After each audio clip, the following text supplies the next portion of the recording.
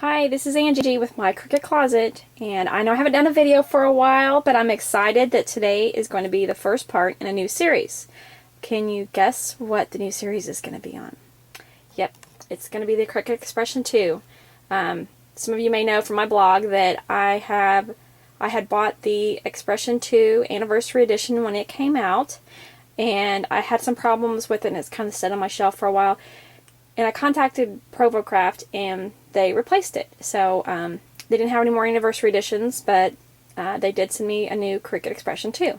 And I got it like about 2 weeks ago, but I've been so busy. I just got it out of the box yesterday, and I have just been cutting away with it. I love it. So also you may see in the background there, my Imagine is back. And I had some problems with it as well and sent it off to Provocraft and they fixed it and sent it back. And my sweet, sweet hubby, as you can see, bought me the pink end caps for my Imagine. So I'm so excited I have a pink Imagine now.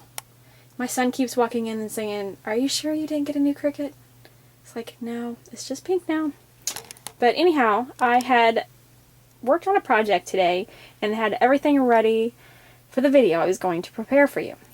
And then I realized that I have never done a just basic how-to with the Expression 2. So I'm going to start that, and this is just going to be the first of many in that series. So I'm going to start with just kind of the machine itself, if you're not familiar with it. This is like a silicone cover to protect your screen. The Expression 2 is a touch screen. Over here we have another little cover. This is for where your regular Cricut cartridges go. And over here on the right hand side we have another one, and this is where you can put your Imagine cartridges. Now of course the Expression 2, which I call the E2, does not have a print capability, but you can put any of your Imagine cartridges in there and cut any of those images, so that's nice.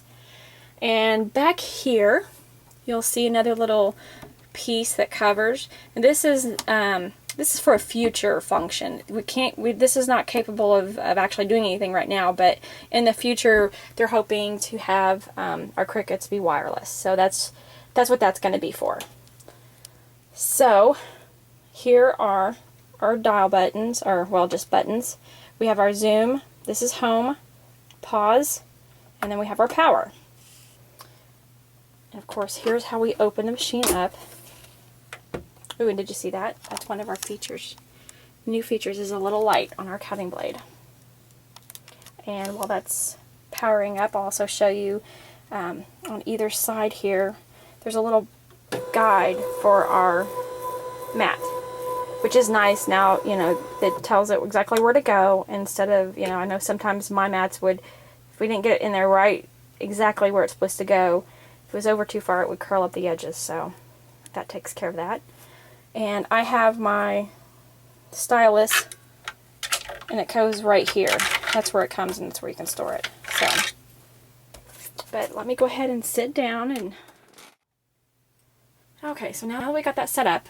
This is our screen, and as you can see, we have a picture of our mat on here, which is awesome because you can add your images to your mat, and you can see exactly where they're going to cut out. And that is very helpful, especially if you want to save on paper, and if you want a certain size, you know, you've got a certain size piece of paper and you want to make sure it's going to fit on that. This is excellent. We've got some options over here, and today we're just going to focus on this button. I am going to show you how to use this in a minute, but this is where our focus is going to lie. Okay, so you click on that, and that's going to take you to your images. Now, as I said, you can use regular cartridges and Imagine cartridges on this, and there are also 2 cartridges that are preloaded. And if you click down here in the left hand corner, it looks like a little picture of a Cricut. This is going to give you the opportunity to choose which cartridge you want to work with. If you have one over here on the left, it's going to show up right here, and that's why that's grayed out since we don't have anything in. And if you have an Imagine cartridge, it's going to show up on this side. And right now, like I said, there's 2 preloaded. I look for the availability that's probably when they have that wireless feature. You'll be able to see other cartridges or possibly download more digital cartridges. But right now there's 2 that are loaded on here. I'm going to go ahead and choose Alphabet. Okay, and adding images is super easy. As you can see, we're all familiar with this layout. If you if you've had a Cricut at all, this is just like our overlays. So instead of having an overlay and pushing the buttons, we just have a touch screen. So adding images is just as simple as tapping it. And as you can see, when you tap on it, you're also going to get like a little zoomed in version of it before you actually get it added. So, and this is our, I guess I call it the image bar. You've got two arrows on either side, and that's just going to allow you to scroll or tab through. So maybe you want to go back and add another image. It's very easy to just scroll through, or if you want to come back over here and delete something, you can delete it. Now, before we get to that, I'm going to go ahead and show you. If you're familiar with the Imagine, again, there's a lot of features on here that's like the Imagine. If you click on it, the image, you're going to get three options. Right down here on the bottom right hand corner, if you click on that, that's going to give you a duplicate version. So it's like just copy and pasting another one. Okay, if you click on your image again, you've got this red circle with the minus sign. That's going to delete it. And then on the left hand top side, you've got this little picture of a pencil, and that's going to allow you to edit your image. Okay, so here you have your image, and if you have an Imagine cartridge in, a lot of those images have multiple layers that you can cut, and you can cut it all as one, or if you click over here, it's going to allow you to separate those layers. So since this only has one layer, this is the only option available.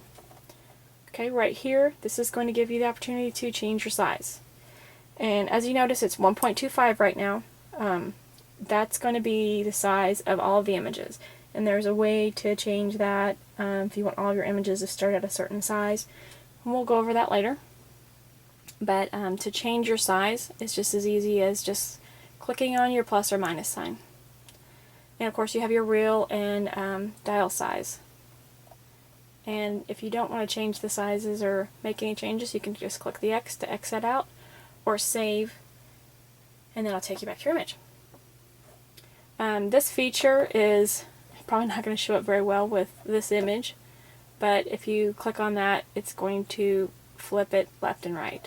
And if you click on this, it's going to flip it up and down, and this is going to turn you 90 degrees. So it's going to keep turning you 90 degrees until you get back. And then again, you can click save. Let me show you those features with this dog so you can see a little bit more. Okay, so flip it left and right. He's going to flip around, upside down. Or you can do 90 degrees. Okay. And then you would just click save. Alright. So, that's those features. Now I want to show you, before I get to these down here, I'm going to show you, click on Home button, it's going to take you back to your mat. And as you can see, right up here are all four images. They're all 1.25, and they're really close together. So that's great for paper saving if you got one sheet, you want to cut them all out in red. But if you want to cut one in red, one in blue, and one in yellow, they're kind of close together, and it's going to be hard to do. So, let's go back to our overlay, and that's where these features come in. We'll start with this one. We're going to tab over. Instead of clicking on the image, you can just click on this to delete it. Okay, and this is awesome. You know how I told you, you've seen how close they are together? If you click on this, that's going to add a space in between them. That way you can, if you want to do one in brown, one in red, and one in blue, now you've got enough of a space in between them that you can add those images and cut them out in different colors, and they're not so close together. I'm going to go ahead and make these just a little bit bigger so we can see them better. 2.5 and save. Now this is the hard way, so you have to watch one of the other videos to learn how to do all three of them at the same time to the same size. So 2.5. And this other one.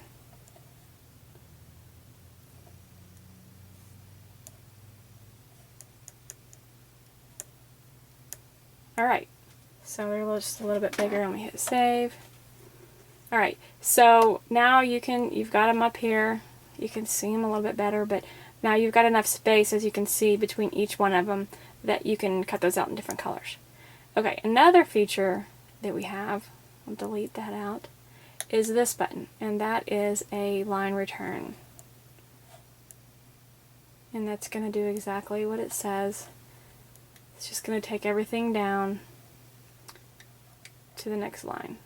Now, again, they're close together, so what you would want to do is add an extra line return in them so that you can get them a little bit further apart and you can change the paper. Alright, and so we've got an undo and a redo button. And this X, that is going to delete all. Getting tongue-tied. So now that deletes everything in there. So of course if you accidentally hit that, you can hit your undo and bring it all back. But we're going to delete all, and we're going to work on our project. That was one of the things that comments on my blog is, instead of just doing a tutorial and showing how to use it, actually complete a project from the first step to the last. So